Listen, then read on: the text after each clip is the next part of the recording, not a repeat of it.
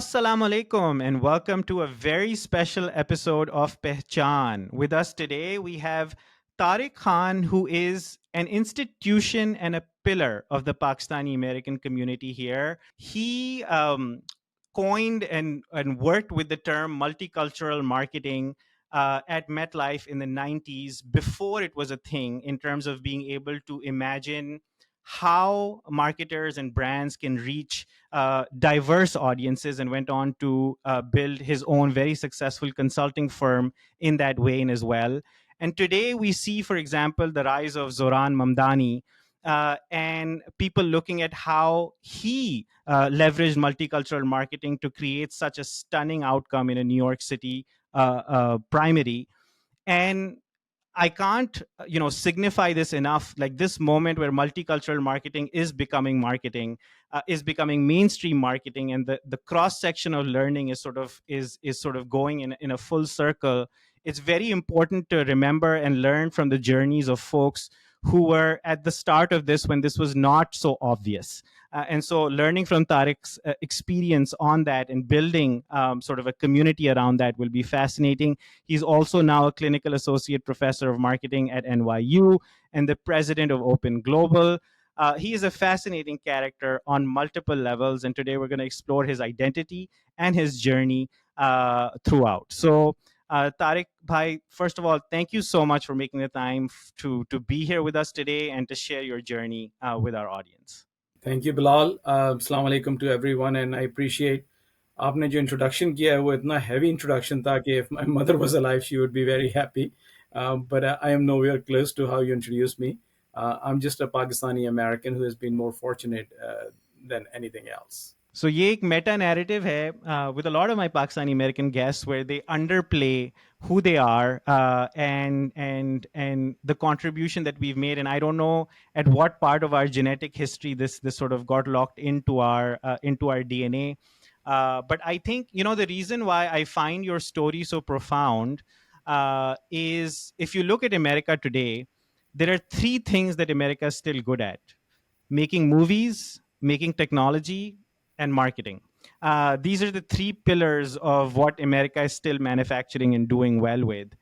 And the marketing journey in particular for me is so fascinating because I've also been working in marketing and communications in the US for the last 10 years. And I have been searching for somebody like you for a long time. And it took a long time to come across somebody who looks like me and who has done the kind of work that you've done. So I think we often, through a series of happy or unhappy accidents, we end up where we end up in life, and we sort of attribute it to things outside of our control. But I think we don't realize the kind of influence and inspiration that we can drive. So this is a pet peeve of mine in general. But I want to come, Tariq Bhai, to you. You're very gracious to say your mom would have been very happy. So I want to start with your story from your childhood. And you had an early childhood with lots of ups and downs. You come from a political family in Pakistan. You've seen sort of the highs, and you've also seen the lows where your parents, have had to cross jail time, and I want you to begin by telling us a little bit about your childhood. What was it like growing up? How did that shape and influence who you are as a human today? Thank you I think बड़ा interesting childhood था. उस वक्त बहुत अच्छा लग रहा था, मगर नाउ यू हैव रिफ्लेक्शन तो आपका चाइल्डहुड जो है वो आपकी लाइफ पे उसके बड़े स्ट्रॉन्ग फिंगरप्रिंट्स होते हैं. And I think whatever you become it has something to do with your childhood. I was born in a family, joint families जैसे होती हैं. We all lived in one house when I was very very young. And then my parents moved out when they were in politics. Obviously government jab hoti hai, so you move into a government lifestyle, you have everything, and everything was going well. And then the country faced the martial law. So aap ek अच्छे खासे घर से then you become khana badosh, right? You go from places to places. But I think the challenging part in our lives is that depending on what age group you're in. So I was in pre-teenagers when the dictatorship in Pakistan came in. And all of a sudden, when आपका जो young childhood होता है वो बड़ा selfish mode होता है. It's all about you. How do I look? Who are my friends? I want this. I want this school. And then all of a sudden आपके parents जब एकदम आपके सामने से चले जाएं और आपको पता लगे कि वो जेल गए, तो you go through phases. First of all, you don't want to tell your friends, you become embarrassed कि my Mm-hmm. Parents are in jail. And it's very hard for 10, 11, 12-year old to explain it to your friends why your parents are in jail. So I think it was a very tumultuous time, to say the least. And but at the same time, what uh, challenges जो आपको हैं वो life में बड़ा strong करते हैं, जो बात आपको बाद में समझ में आती है. And the good thing was कि our parents were not in jail permanently. वो जेल में जाते थे, वापस आते थे. फादर कभी जेल में होते थे, कभी मदर होती थी, कभी दोनों होते थे. So I think our family, like our uncle came to our house, our aunt came to our house. But that is a good time, because उस वक्त आपके जो दूर के रिश्तेदार होते हैं या दोस्त होते हैं, वो सब आपको छोड़ के चले जाते हैं. Mm-hmm. And even when parents were at home, कभी कभार वो हाउस अरेस्ट होते थे. तो the moment people see police outside your house, they just divert and they say, no, we were not visiting you. So it was a very interesting, but I think a very impactful for me and my brother. As a child, what does that do from a psychological standpoint? आपने इसके ऊपर थोड़ा सा elaborate किया, but just like very viscerally, like when was the first time you found out, like, your mother or your father were going to jail, and was there fear, was there anger, like, what does that feel like? I think there are three phases, right? First is denial. And then denial is, no, it cannot happen. My parents are well-to-do people. They're respectable people. They have not done anything wrong in their lives, right? So we are not. Pakistan में आपको पता है corruption कितना Mm-hmm. prevalent है. But throughout all their careers, they have never been Mm-hmm. under that charges. So that is a good thing. Mm-hmm. But then why? And then your parents explaining to a 10, 11, 12-year old, okay, we are fighting for democracy in this country. Democracy doesn't ring a bell to that age of a Yeah. child, right? And I said, listen, but I have things. We wanted to go on vacation, we wanted to travel, and none of this can happen. Second, it takes a financial burden. So your denial stage uh, transform into an anger stage. Mm-hmm. That why, and Mm-hmm. you become angry at your own parents, Mm-hmm. that why I cannot go on vacation, why my friends are Mm-hmm. going on vacation, why we cannot travel. Mm-hmm. And then the final stage is the adjustment. Mm-hmm. And that's a very interesting stage, जब आपको थोड़ी सी maturity आनी शुरू करती है. Mm-hmm. तो कभी कभार कुछ challenges जो है ना, वो आपको जल्दी mature कर देते हैं Mm-hmm. life. And I think that's what happened to us as well. And we got matured a lot earlier than we had to. But I think it was a positive thing on a hindsight. Very interesting. अच्छा, इसमें एक और dimension I'd love to explore, which is how did this affect your relationship with Pakistan and your Pakistani identity? Because हम लोग, for somebody who's not gone through an experience like that, हम लोग पलते बढ़ते हैं in a very patriotic fervor, like very black and white. Pakistan is everything, and it's very clear. How did this affect your relationship with Pakistan? I think I differentiate Pakistan with the governments, right? So Pakistan is like your mother, it's your identity. I have never in a single nanoseconds in my life have stopped loving Pakistan. Mm-hmm. And more so when I came overseas, and I came at a very young age, Pakistan became a part of my identity. Mm-hmm. So even when we were there, so it was interesting. जब parents वो jail time था, तो जो summer vacations थी मेरी, बिलाल, वो were in jails. So हम सुबह जेल चले जाते थे, and I was so young, so I was not a threat to Yeah. jail authorities.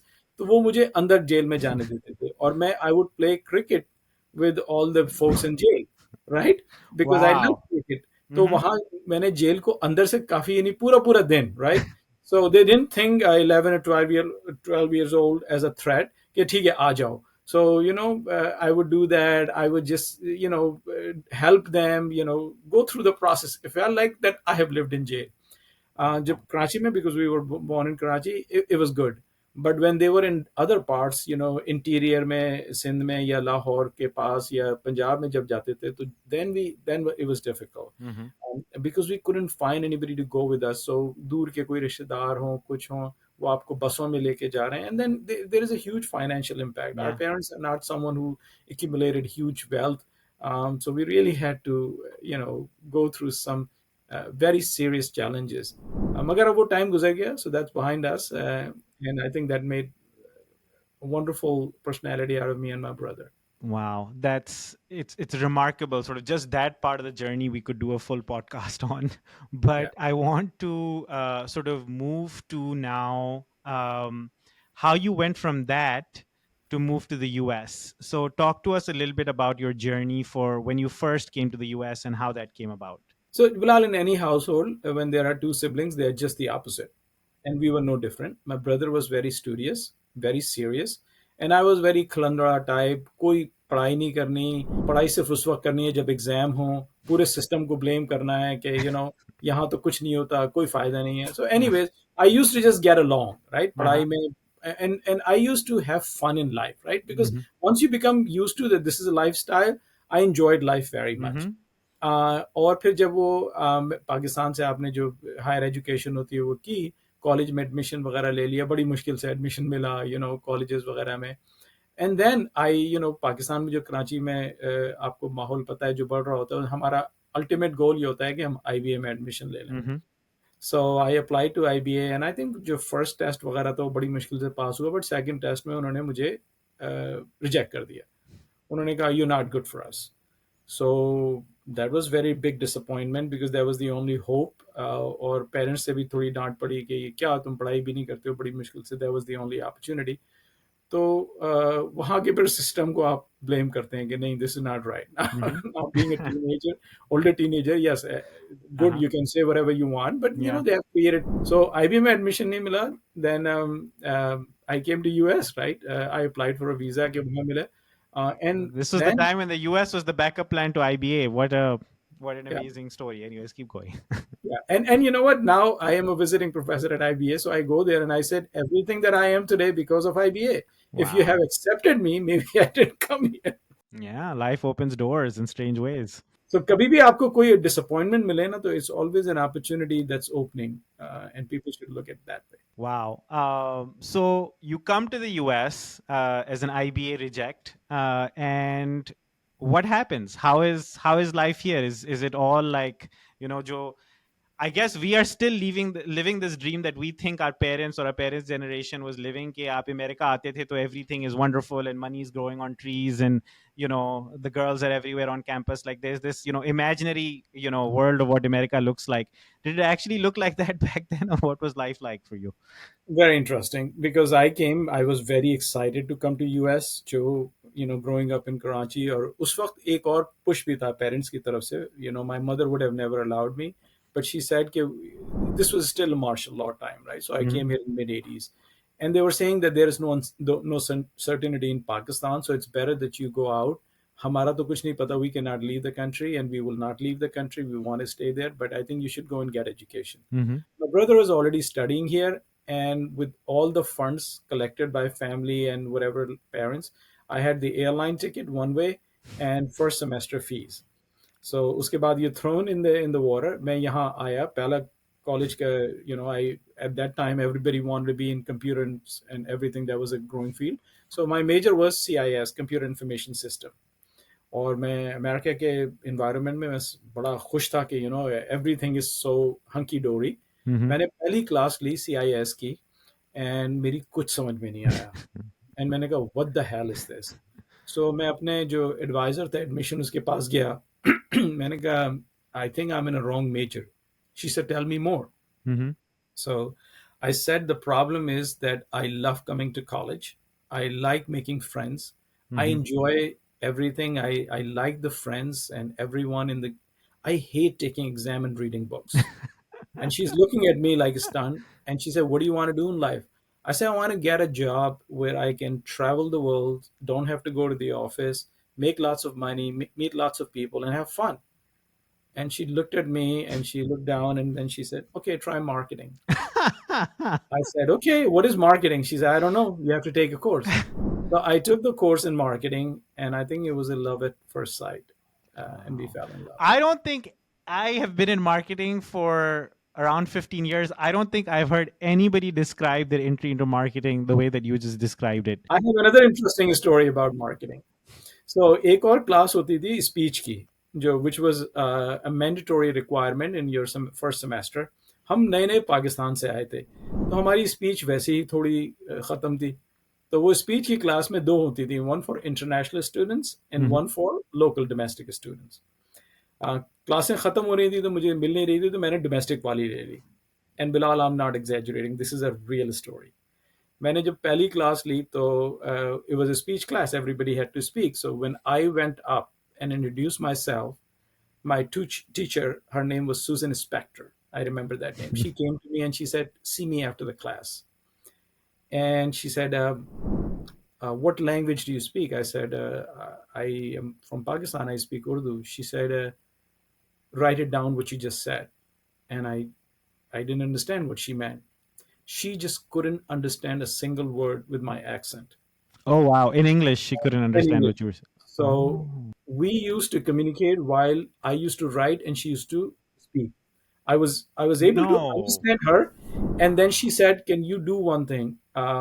I will give you one more class, but I don't think that you will be able to make this class because this is not a class where you can study and come back, and we don't have a paper test. All our exams are done by speaking, public speaking, Wow! and you will not be able to make it." So I felt very bad, and I felt really it was a depression कि मैं तो अपनी तरफ से English बोल रहा हूँ, उसको Mhm. समझ नहीं आ रही। I had Yeah. A very heavy accent, right? Pakistan में हम थोड़ी अपनी आवाज़ को पिच Mhm. करके उसको ऊपर ले Yeah. जाके। So anyways, making the long story short, I went to the second class, and then whenever I spoke something, she calmed the whole class. Shh, just listen what he's saying, and she would ask me to repeat. I was so insulted in the class. And then after the second or Wow! third class, she told me, Tariq, it is in your best interest to drop the class because otherwise I'll have to fail you in this class because you cannot communicate. And so I Wow! went to Bursar's office and they told me that withdrawal ka time nikal gaya hai, and we cannot do that. Either you take this class or you lose your fees. पैसे हमारे पास वैसे ही नहीं होते थे, so I decided to continue in the class. And she told me, I'll give you F, and everything depends on your final speech. So I started struggling in class, और मुझे mid term में भी जो है वो C minus मिला बड़ी मुश्किल से. Now the final, she told me कि if you do the final speech good, I will let you pass the class. And then what happened in the final speech, I thought a lot about it. ये वो ज़माना है कि जाना हमारे पास कोई computer होता था Yeah. ना इंटरनेट होता था. Phone. So what I did is I took an easel stand, and whatever I had to say, I wrote down on those one easel stand, and then I did my final speech on palm reading. I used to read palms at that time, as a young person. So I put a whole hand and I say, "This is your Jupiter, Saturn, Sun."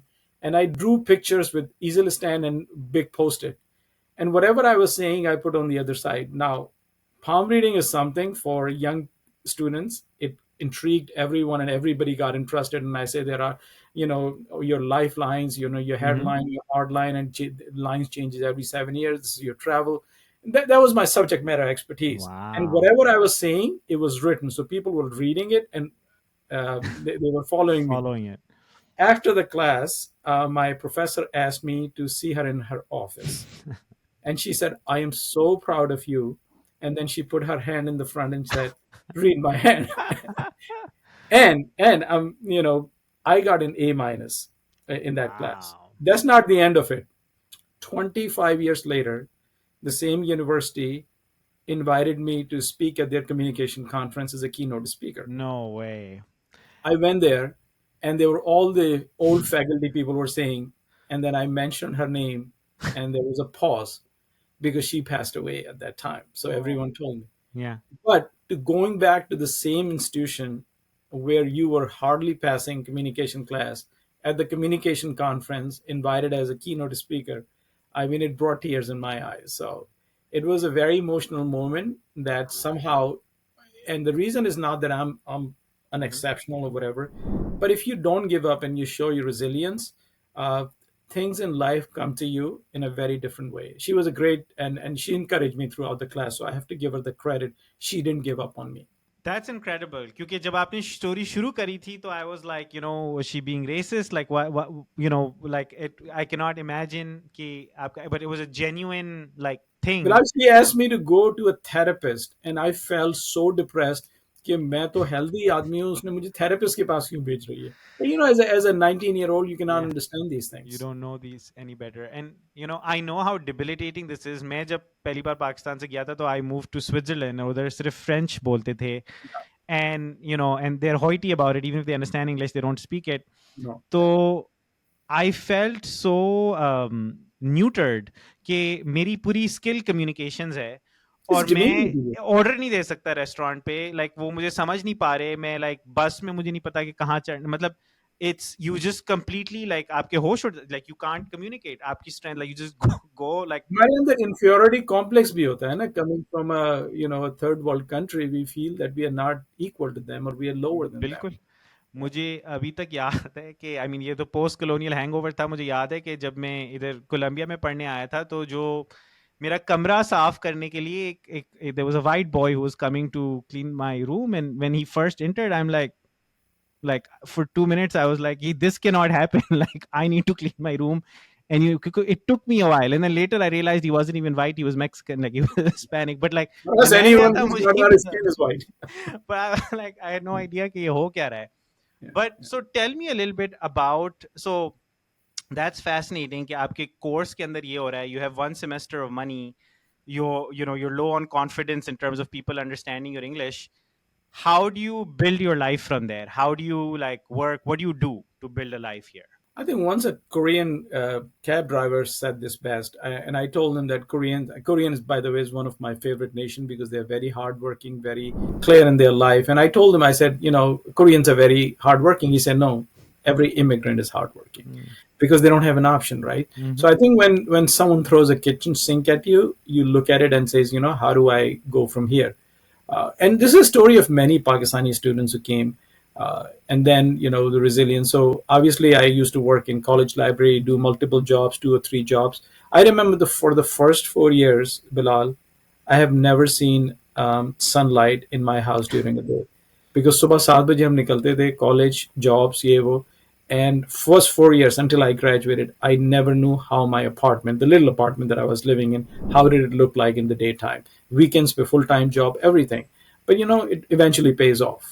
So, मुझे ये बताएं कि you know your family back in Pakistan was well to do, although they were in a lot of turmoil because of the politics of the country, and you were new to the US, you were sort of hustling, you were working hard as an immigrant. आपको कभी ये हुआ था at that point you were like, okay, let me just give up and go back to my life in Pakistan, or you were like, नहीं, I want to make it here? I think वो एक यहाँ पर भी आपकी identity में cycles होती हैं, right? Mm-hmm. When you come here first time, you miss Pakistan very much. You're homesick. You miss your parents. You miss the food and everything, right? Then in the second stage, you want to become more American than apple pie. You change your accent, you change your name. और जब थोड़ी सी आपके अंदर maturity आती है and थोड़ी सी आपको you get the grip of the system, you say, wait, I am who I am. If I'm Mamdani, Mm-hmm. understand my name and pronounce it. I'm not Tariq. I'm not Mm-hmm. Tariq. I'm Tariq. Mm-hmm. Right? Like you can say Eric, you can say Tariq. Mm-hmm. And that's what happens, right? But during that time, coming back to your question of going back, things have gotten much better in Pakistan. My family was back in the government, right? And everything. And my mother said, "कि क्या कर रहे हो? वापस आ जाओ."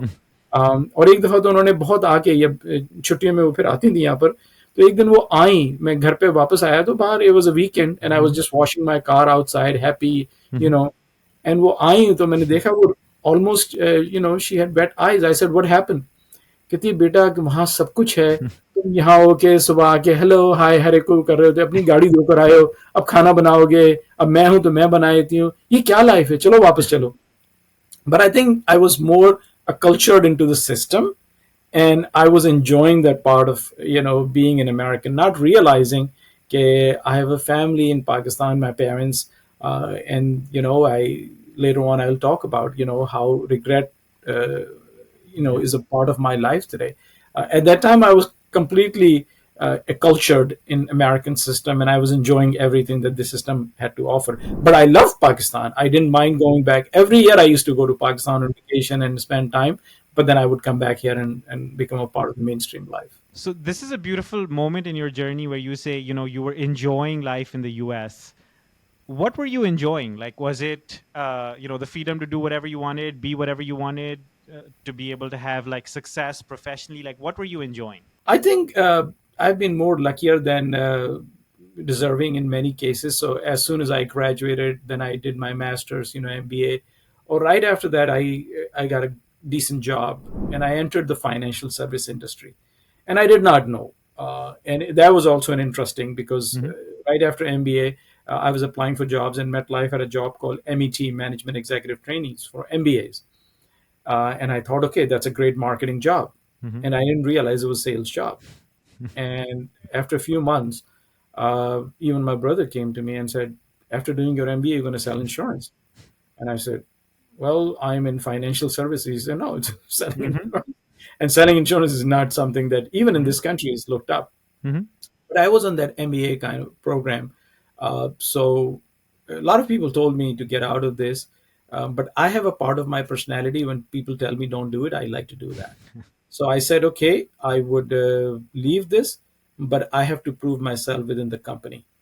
And in sales, first year I did something called MDRT, Mm-hmm. which stands for Million Dollar Round Table.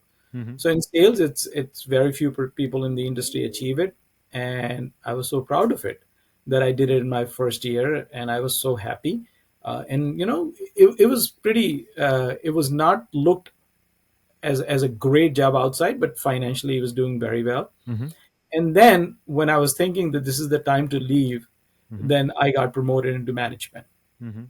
and that's where my journey of multiculturalism started, and that's how I started. So the first year I got promoted, and that was also interesting because I was very young, Mm-hmm. and most of the people who were working in that branch were all of them almost older than me, Mm-hmm. and our manager left, so they needed another manager, and I was on the MBA program, so they had to promote me.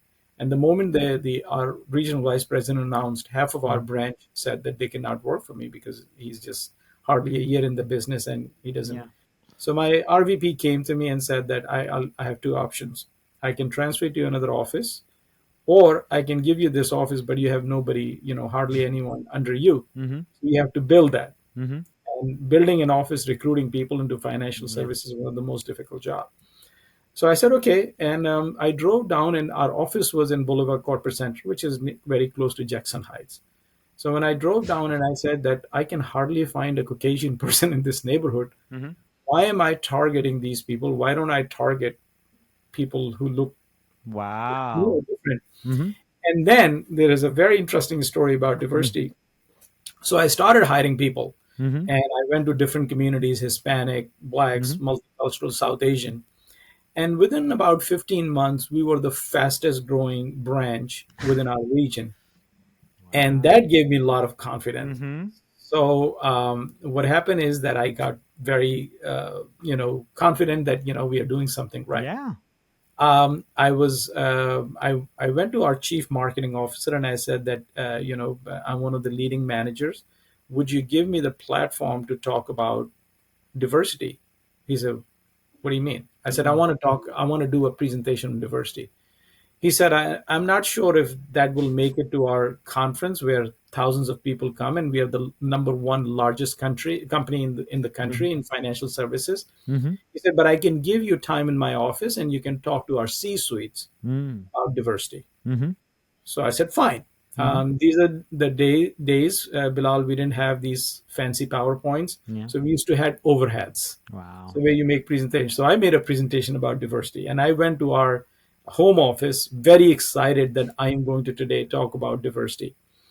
And that meeting lasted less than 3 minutes.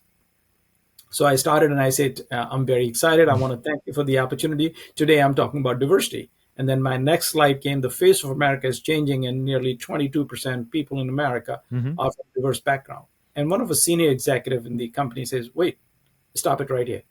What is this meeting about? I said, diversity. He said, what diversity? I said, diversity of people. He said, hell no. I thought it's diversity of portfolios.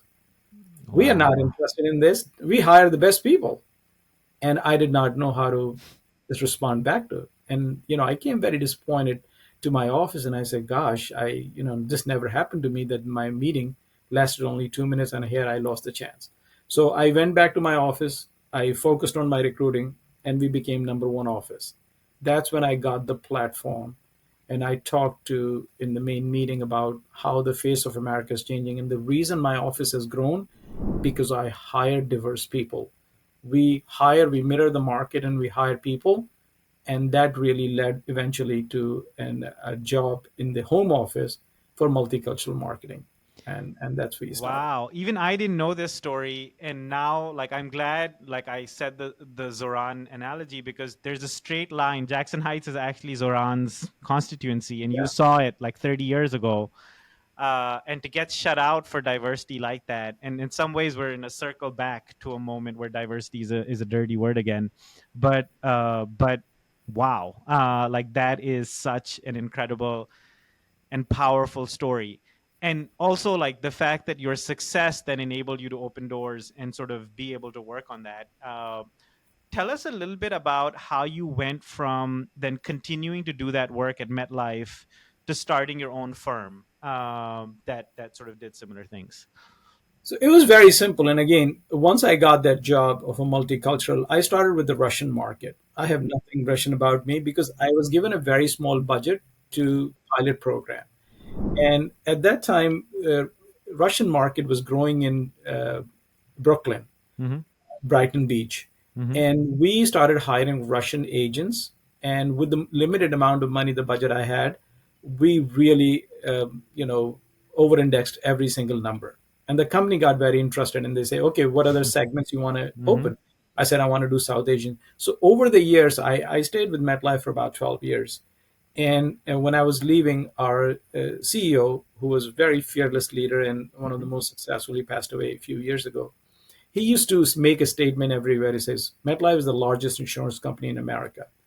32% of our new business come from markets other than mainstream market. That's a huge number for the largest insurance company to say that one third of our revenue is coming from diverse market. Mm-hmm. It's a huge um, opportunity. And when I left MetLife Nationwide, which was another Fortune company, obviously industry, Mm-hmm. competition looked at each other. They approached me and they said, "What you did at MetLife, can you do it here?" I said, "I don't know because MetLife was a very good name, and Mm-hmm. the person who was interviewing me, the president of the financial network, he said, "But you made it." Then I said, "Well, no, I didn't. I mean, I cannot. I'm too small to make it." He said, "No, why don't you try it?" Mm-hmm. So they made me, vice president of market development and recruiting. And 3 years later, we did the same thing with Nationwide. Wow. And that's when, that gives you the confidence that, if you have done it at another company, which is huge, but no Mm-hmm. one knew them in ethnic markets. Mm-hmm. And within 3 years, with our advertising and campaigns, a significant portion of that company was coming from that market. So that gave you confidence. And then my last job was ING, which was the eighth largest company in the world. I was doing same thing, but I think that's when the bug of entrepreneurship was coming to my mind, Mm-hmm. and I had everything that I wanted in a marketing job. I Mm-hmm. said, I used to tell me I'm senior vice president at a Mm-hmm. eighth largest company in the world. I have everything that I Mm-hmm. want, but why am I so depressed? Mm-hmm. So I think I had some friends who were independent business entrepreneurs, and they used to come and tell me and say, hey, you know, jump. It's not as deep as you think. Mm-hmm. And eventually that gave me the confidence of starting. I said, I'm going to be doing same thing that Mm-hmm. I was doing before. uh, but as soon as I left corporate America, you get a rude awakening, Mm-hmm. because once you work for these large companies, they spoil you. They Mm-hmm. give you an executive assistant who is your chief of staff, and who's your air traffic controller, Yeah. and you become dependent on them. You go Mm-hmm. to airports and say, where am I flying? And someone tells you, hey, now Mm-hmm. you're going, and it's in your bag. Mm-hmm. And here I started my own company. I had no clue what I'm going to be Mm-hmm. doing. And I was never an entrepreneur. So it was a very interesting journey from there on.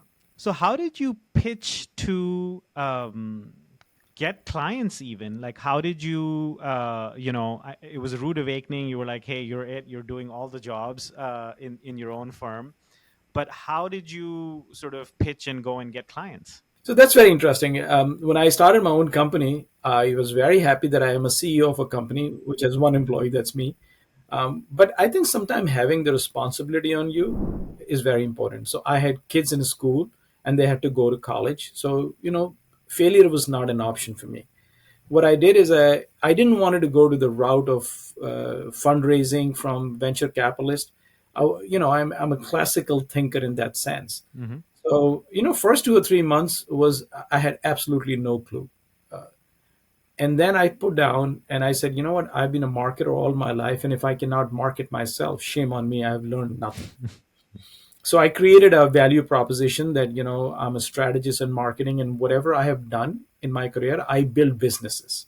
So I went to one of the largest banks in America. I had a contact there, and I had lunch with her, and I said, "Hey, I've started a new business." And she said, "Well, congratulations, wonderful. What are you going to be doing?" I said, "Now I'm helping companies how to create new customer base." Mhm. Oh, she said, "Wonderful, wonderful." And I said, "I'm here to talk to you about if I can, get an opportunity to work with your company." She said, "Yeah, sure. So tell me, who are your other clients?" And I said, "You'll be the first one." And she said, "Tariq, I know you very well, but I want to be honest with you. Do you want to practice on the one of the largest bank in America?" I said, "You know that I have the experience in marketing. I'm the same person as I was 3 or 4 months ago when I was leading, Mhm. a very large company." And I told her, I said, "With or without you, I'm committed to be successful." Mhm. And some point in time, maybe 10, 15 years from now, somebody would ask me, who was your first client?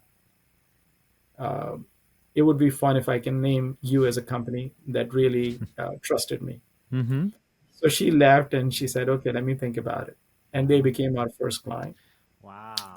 And we really proved it to them, their market share game. We gave them some advices, which was very helpful, and they grew as an organization. And once you have a large, and I would call a factor of luck, which Mhm. played a very critical role in that, and relationship. If I didn't have that relationship, I would have not had that client. And then, a few years later, she stayed with me for a few years, and we used to laugh. And then once a big company comes to you, other companies come to you as well. I think, so much of what you said earlier on, like why you got into marketing, like you wanted to have fun, meet people, meet interest, like do interesting things. So much of that personality showed up in how you pitched to this client, and how you sort of brought her on board. It's a fascinating story. Did you, however, like at that point, like as an entrepreneur, I want to ask you this question. When you went from like a full-time job to going in your own, like did you know in your heart that you would be successful, or were you anxious? Were both those things normal and coexisting? Like what was the inner monologue like at that point?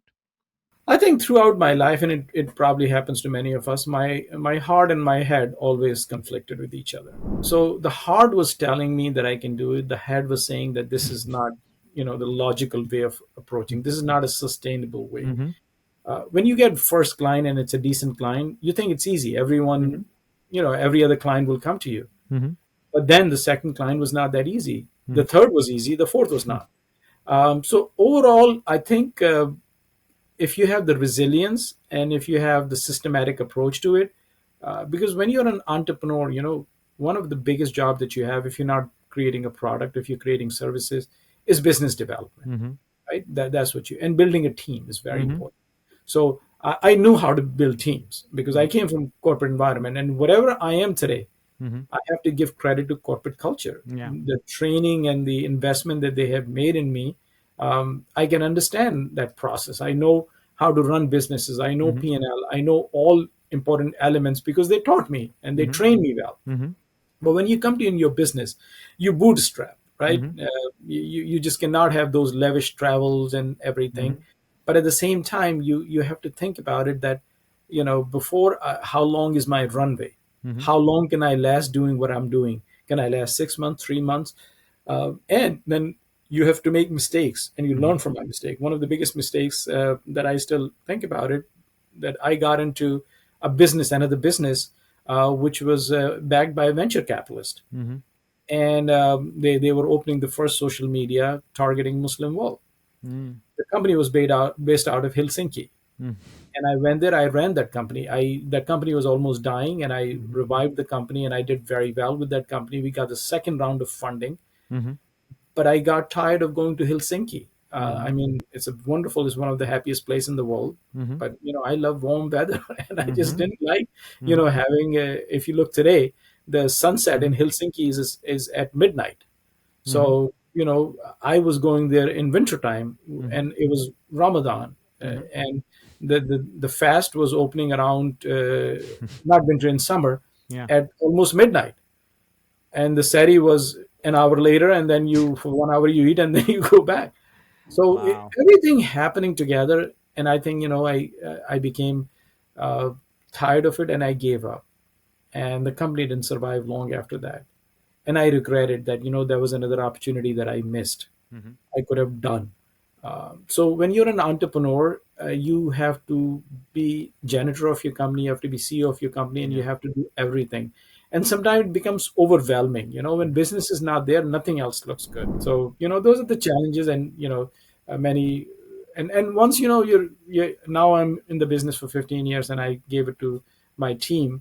So it's a very different mindset. But while things are difficult, it is not funny. So I want to come now to two things that sort of, bring your story full circle, or sort of, at their pinnacle. One is NYU, and the other is Open, because both of them sort of, both your marketing journey and your entrepreneurial journey. So let me talk the NYU part first, because again, like, other a lot of our audience might not be marketing folks in particular, but I want to emphasize like what a big deal it is for a Pakistani American to be sort of, teaching the next generation of marketing leaders in the US, especially now with the background that you've just shared. How did that happen? How did your NYU gig happen, and what has your experience been like being able to make an impact there? So I think I don't look for the opportunity. Opportunity finds me. So it's very interesting how NYU happened. It was almost 20 years ago. I was speaking at a conference, and I used to be in corporate at that time. And there was somebody from NYU, a director, academic director. She was sitting, and she said that you have a very good style of storytelling. Mm-hmm. Oh, I said, thank you. She said, have you ever thought about teaching? I said, me teaching? No way.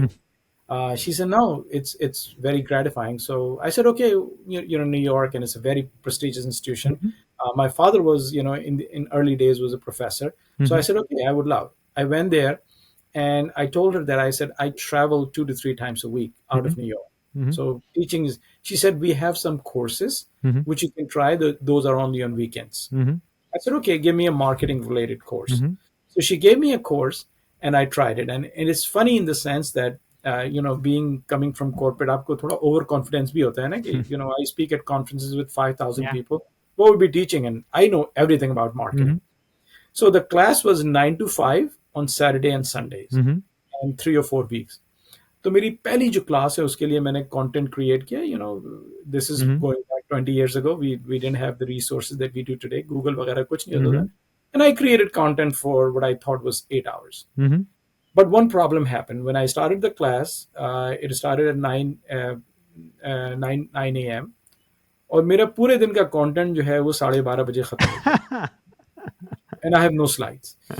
And I took the lunch break, and I said, oh my god, hit the panic mode. क्या करूं, मेरे पास तो कोई Mm-hmm. slide ही नहीं. And I said, class से भाग जाऊं, क्या करूं, but I cannot do that.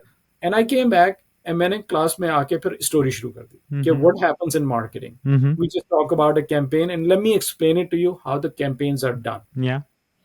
And that, Bilal, took 5 p.m. I said, whoa, that's Uh-huh. not bad. Now the first half was boring because the students were Mm-hmm. sleeping. The second half was entertaining. Yeah. तो मैंने बड़ी मुश्किल से वो class खत्म की. And Mm-hmm. after the class, I knew that I did horrible, but I had to check the box. I went to the academic advisor, and I said, listen, I want to thank you very much for the opportunity. It was great, but I don't think I'm cut out for teaching because you have to create too much content, and I don't have time to do that. Mm-hmm. So she said, what are you saying? I said, I cannot teach anymore. She said, okay, that's up to you. But she passed an envelope to me. I said, what is that? She said, open it up. I opened it up, and there were a lot of papers in there. She said, this is students' feedback. I said, okay. I started reading, and it was so real that a student wrote, this is my best class at Wow. NYU. A great, I love the real story. Mm-hmm. He is a storyteller. Mm-hmm. And I said, are you sure these are about me? Because I told her, I said, I ran out of content. She said, that's why we bring industry people, Mm. because they are non academic and they share what happens in real life. Wow. And then, I mean, it was an arranged marriage, and I started falling in love with that. And then slowly and surely, I gave more time to teaching. Mhm. And about 5 or 6 years ago, I made a goal that I would never retire, but I would do nonprofit and teaching. Mhm. And I will give the company to my team to run it. And I said, I'm your coach.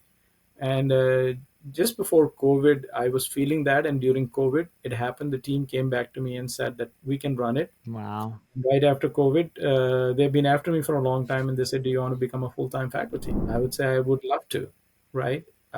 And now, 3 years later, I'm a full-time faculty. I spend a lot of time in nonprofit, and I have a company. I don't want to completely give it up, but I'm more of a coach to them than anything else. Wow, what a full circle moment. And I keep going back to that, at the time random incident of you not wanting to study computer science and going to your advisor and then being like, what do you want to do? And you're like, I just want to have fun and make friends and now you've built a life and travel, and now you've built a life that sort of. And by the way, marketing, I don't want to overhype it, but I did exactly Mhm. do what I was asking. I traveled the world. I was hardly in the Yeah. office. I made a lot of friends, and I got paid well as well. So it was fun. That's so inspiring. And the other funny part about that story is, there's a lot of literature now on, like, designing your life and all of that, but it feels like, you know you weren't designing it like step by step or intentionally, like, like you didn't. And this is what a lot of entrepreneurs want. Like, they want certainty. They're like, okay, step one, then step two, then step three, step four, and then I'll have what I want. And your life is circular. Like, your life went here, here, here, but then eventually you got to what you were aspiring to get to. And that's a very beautiful way of. It's Yeah. like an So immigrant the whole experience. life is not planned, Yeah, Bilal. that's what I'm saying is special about you, that you have fun along the journey as well, and not just at But the if end. you ask me if I Mhm. get a chance to do it again in my life, I'll do the same thing with a plan. Yeah. If I was not expecting you to say plan that. Why would you build a plan to do the same thing when you did it without a plan? I will build a plan that I can do the same thing. Okay, fair. Because what I was gonna say is, maybe like if you had a plan, you would have been more stressed in the journey, because you would be like, okay, I'm behind, I'm not here, I'm not there. And the fact that you did it and had fun in the journey was I think part of the reason why you reached the end also. Because a lot of us, like, we become so enamored with the end goal that we forget to have fun in the journey, and then we lose steam to be able to get to what we're doing as well. So Yeah. that's interesting thought. Acha, Ab, I want to sort of zoom out, because your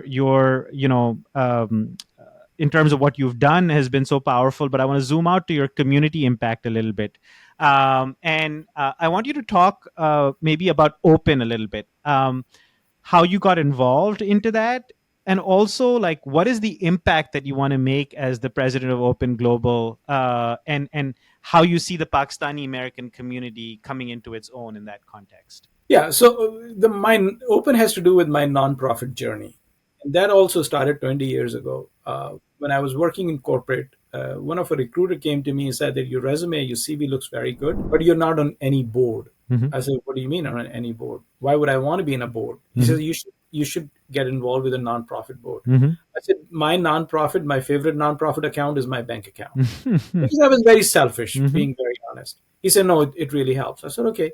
Then, a few of us friends were sitting down. I had friends with senior executives. So they were sitting down from big company, Fortune companies, and we said that there is no organization that supports Asian children. Mm-hmm. So there is United Negro College Fund, there is a Hispanic Scholarship Fund, but there is no fund for Asian children. Mm-hmm. So we were in corporate and we all could have afforded to give money from our Mm-hmm. budget. And three or four companies got together in San Francisco and we said, okay, let's start an organization for Asian children.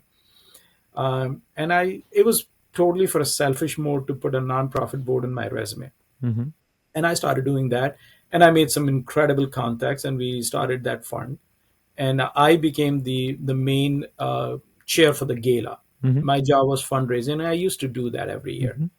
And one story that changed my life into nonprofit, it was 5 or 6 years later. We were doing very good as an organization. We were picking up a lot of money. We were Mm-hmm. giving to Asian children. And we were at Hilton, New York, doing a huge event. The president of Coca-Cola is sitting, president of McDonald's, and I'm Mm-hmm. gala chair speaking. And right after my speech, a young girl came to me and said, Mr. Khan. I said, yes.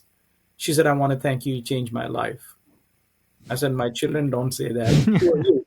She said, do you mind if I hug you? I said, sure. And she gave me a very tight hug. मैं थोड़ी देर के लिए परेशान हुआ. मैंने कहा शायद हो सकता है किसी दोस्त की बेटी हो, बच्ची हो. मैंने कहा, do I know you? Mm-hmm. कहती है, you don't know me, but you've changed my life. I said, come on, tell me the truth.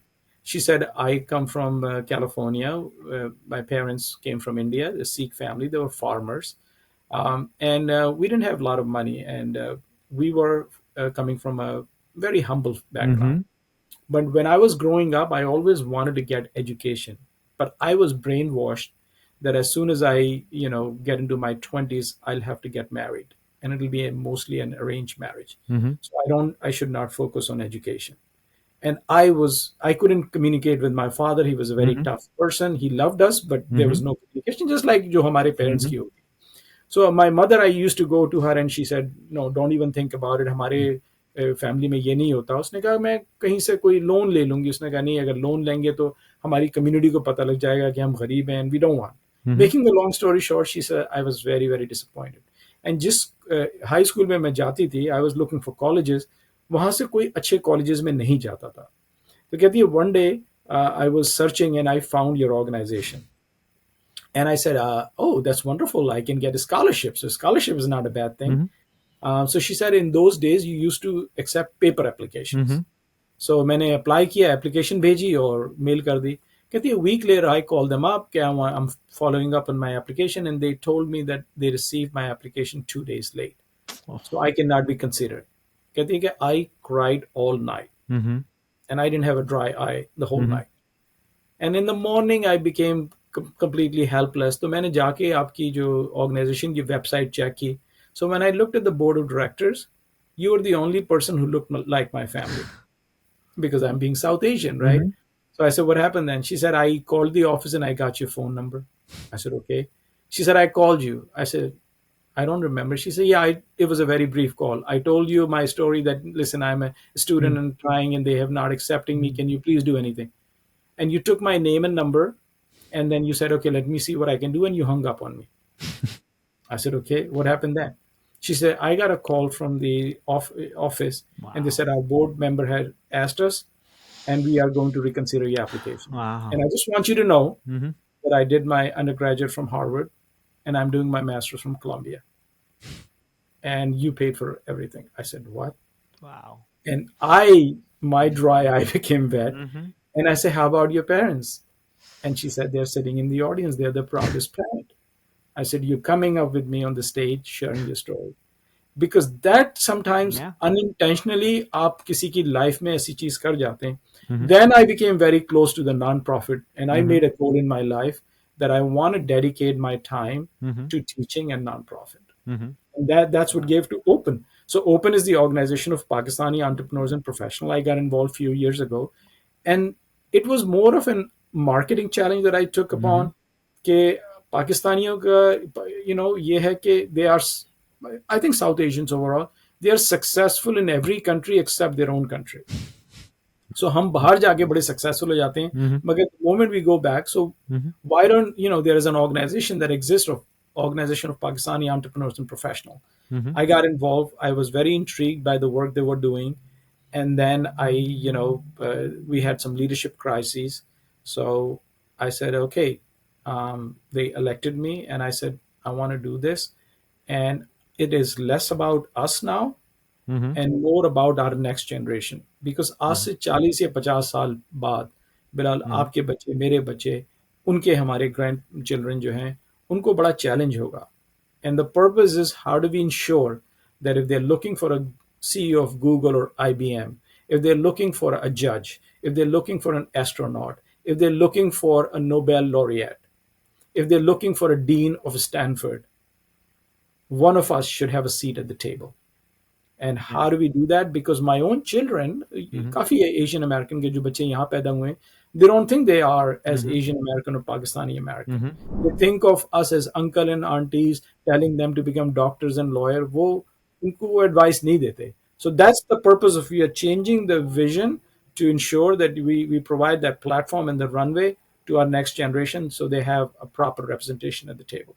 That's very cool and very impactful. Or is he say like coming towards the end, like last two, three questions. One, I just want to get your take on the Pakistani American community because you're the president of Open Global. You sort of viewed them closely. You know, we talked about your success as an individual and what you've accomplished being part of the community. How do you think we are faring as a community? Are we reaching our potential? Do we have a lot more to do? And what do you see as the bright spots, and where do you think we need a kick on the backside? I think there are some phenomenal individual leaders that we have from the community. The quality of, because I have worked with many of them and I've known them, I can compare them with any. Right? We are smart, we are intelligent, और ऊपर से हमारी hardship ऐसी होती है कि हमें जुगाड़ भी आती है. जुगाड़, I'm not saying in a negative way, Yeah. but we get things done, Mm-hmm. right? So all the Pakistani American that I've come across, they are top. Now, what is the missing, right? नमक कम क्या है इसमें? Mm-hmm. इसमें ये कि as a community we are not unified and united, that we don't stand for advocacy. I'll give you one very short story. I Mm-hmm. met an assemblyman from New Hampshire, Mm-hmm. and I was talking to him and I said कि आप कैसे जीत गए, वहां तो पाकिस्तानी भी नहीं है कोई. Mm-hmm. उन्होंने कहा इसीलिए तो जीत गया. So how do we become united as a community? Yeah. We can really promote Mm-hmm. and we can rally behind that. So I think the talent of Pakistani Americans, they are so well to do here, Mm-hmm. mashallah. I'm so proud of them.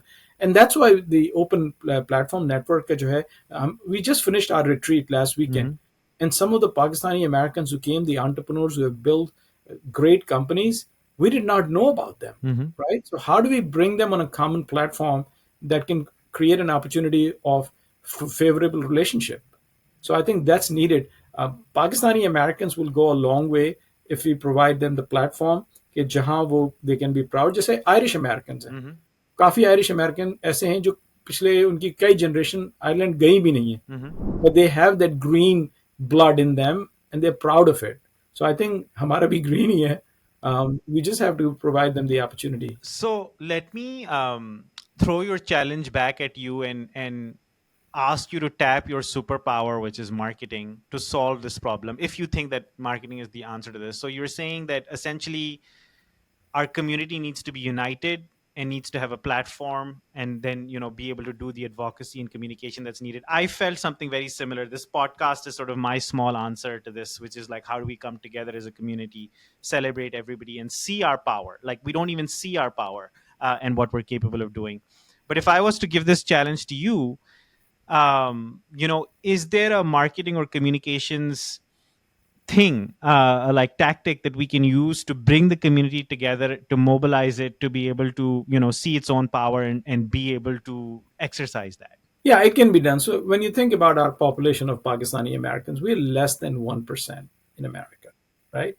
But these percentage don't bother me because United States population is 4% of the world. Mm-hmm. And look at the brand that they have been Mm-hmm. able to establish with 4%, Mm-hmm. right? Mm-hmm. So I think we have to really highlight, Mm-hmm. and we should not be hesitant when a Pakistani does something well. And I would say larger South Asian community, we can go together as stronger because we have a lot of things similar Mm-hmm. and common, and I think we can solve the problem that exists back home as well. So we have to really look and say कि brand आप बनाएं कि जब भी यहाँ पर कोई local American company या लोग सोचें, when they think about talent, they think about Pakistan. When they think about कि जी, I need someone, some expert in technology, they say, Pakistanis are very smart Mm-hmm. in that. Just like how Switzerland has taken over, monopoly on watchmaking. Mm-hmm. How do we do that if you need professionals who can deliver, if you need entrepreneurs who can build companies, if you need smart, intelligent students, Pakistani Americans should come to their mind. Very cool. Acha, ab आखिरी question. I'm just gonna sort of do a light-hearted question, and then I'll share my closing thoughts. But you teach at NYU and you teach at IBA and LUMS. What kids do you enjoy teaching more? Obviously जब भी कोई चीज़ आपको अपनों से मिलती है तो बहुत फन होता है. I enjoy both of them, right? So for teaching for me is a therapy. And जब मैं पाकिस्तान first time जा रहा था and I was doing a training, executive training for people from big companies. I have never worked in Mm-hmm. Pakistan, right? So I wanted to see and what I found is कि पाकिस्तान के जो executives and senior leaders and they are at par with American leaders. Mm-hmm. I think the only delta is the execution. वहाँ time काफ़ी waste होता है कि जी चाय के साथ समोसे रखे जाएँ लंच में या पेटीज़ हों या फिर स्प्रिंग रोल हो। यहाँ पर वेरी बिज़नेस ओरिएंटेड मोनेटाइज्ड है and I am Mm-hmm. Not saying one is bad और Mm-hmm. The other Yeah. Is worse, but I think हमारे कुछ cultural values are important, but I think I enjoy IBA क्योंकि very much I enjoy LUMS very much, but at the same time I enjoy NYU because NYU has the largest population of international students in America. Mm-hmm. That I learned about so many different cultures, with Chinese students, with Turkish students, with Brazilian students, with American students. I think it's very hard. You're asking me to pick up my child, and it's very difficult. They're all favorite to me. Teaching itself is fun. I Wonderful. learned more while teaching than I did when I went to business school myself.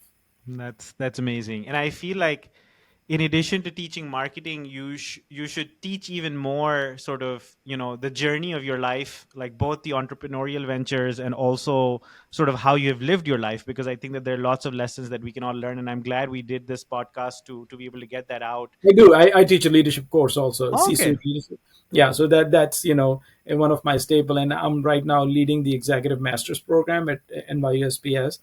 So we are focusing because जब हम college में गए थे उस वक्त leadership के courses नहीं होते थे. So I emphasize and I teach leadership courses as well. That's wonderful.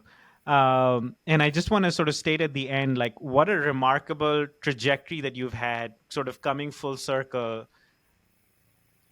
I feel like one of the things that we don't do enough as a community is celebrate our heroes and people who have sort of been trailblazers in different fields.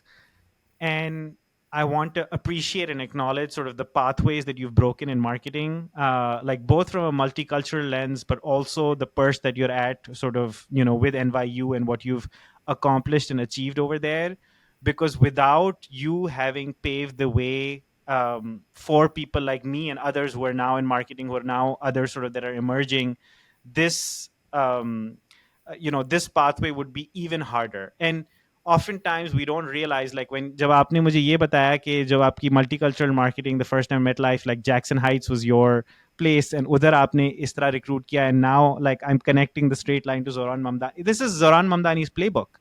His playbook is like, go local, hire local volunteers, have people who look like you. It's exactly the same playbook. And look at how far it's come in 30 years. When you start it, it looks like it's nothing. It looks like, this, what is this? But you don't realize, like, when you the snowball momentum of when you go in and out and you keep sort of pegging at something as a community, and when many of us do it together, what is the sort of impact it can create. So that part of your journey, I think, was fascinating. But what I really enjoyed speaking to you in particular, because everybody who comes on the podcast has like a fascinating or interesting journey, is that you began your marketing career saying, hey, I just want to have fun. Like, I don't want to study computer science. I want to have fun. I want to enjoy my journey. I want to make friends. And that, magic sauce, I think, was one of the core drivers of your success. I think you talk about luck, but I think relationships that you've nurtured and genuine relationships that you've built have been a driver for your success, that we're seeing today. So I think that your journey has so many stories within it that we can take a lot from. So So Bilal, in my closing remarks, I think you have said it very well. The inspiration is very simple. Okay, a very average person with nothing fancy in life. I don't have Harvard on my side. You can do extraordinary things. mhm, You know, good entrepreneurs solve a problem. Great entrepreneurs create a problem that didn't exist and then solve it because then mhm, you're unique to solve it, mhm, right? So जब हम आए तो multicultural marketing इतनी fancy mhm, नहीं थी, and mhm, you create that. And along the way, you don't really have to have 15 companies, 52 exits and all those.